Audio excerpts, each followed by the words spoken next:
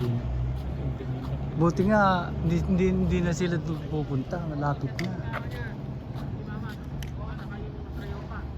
Ayan.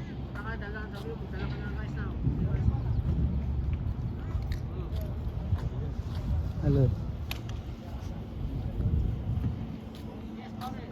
Ano, barbecue Pilipino.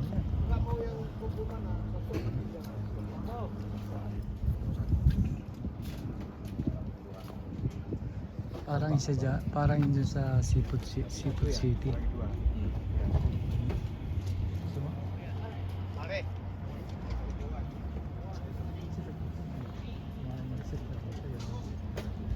Alay yan, hindi sila kumain.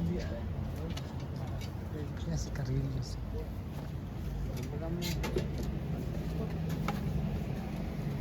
Meron silang butsi-butsi.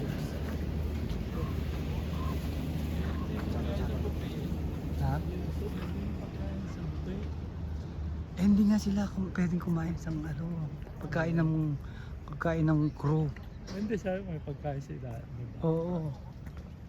Eh siyempre namin miss din nila Filipino food. Ako hindi.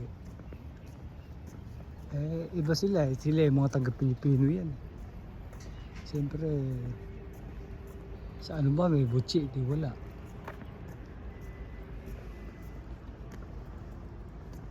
Dati nandun sila doon sa sulok. Yung may park din, buti nga pinayagan sila rito.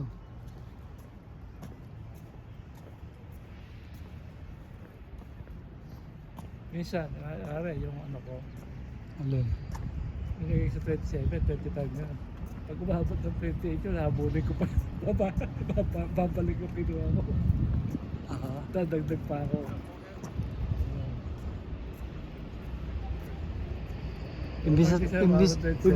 Imbis na tumataas, dagdagan ng dagdagan ba? Oo, yung sa EXO, doon sa isa, yung bumagsak ko 17, hinahabol ko yun.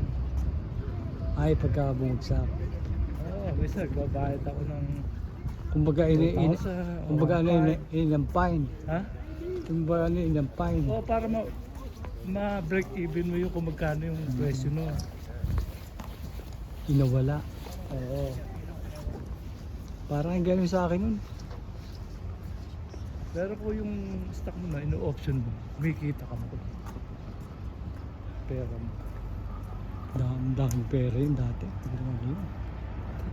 Kung marunong, kung inilagaan ko lang, kung talagang inilagaan ko. Oo. Kaso hindi ko naman inilagaan. Turo lang ng co-worker ko yun eh. Kaya, medyo,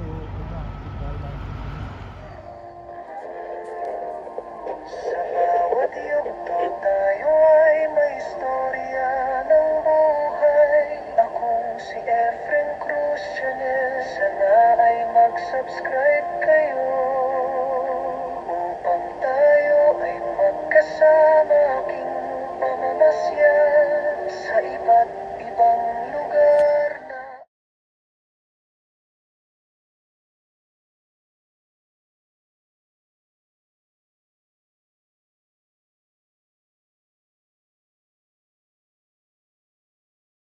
Mga kaibigan, mag-like at mag-subscribe na. Tara na! Kaibigan, subscribe ka na! Tara na!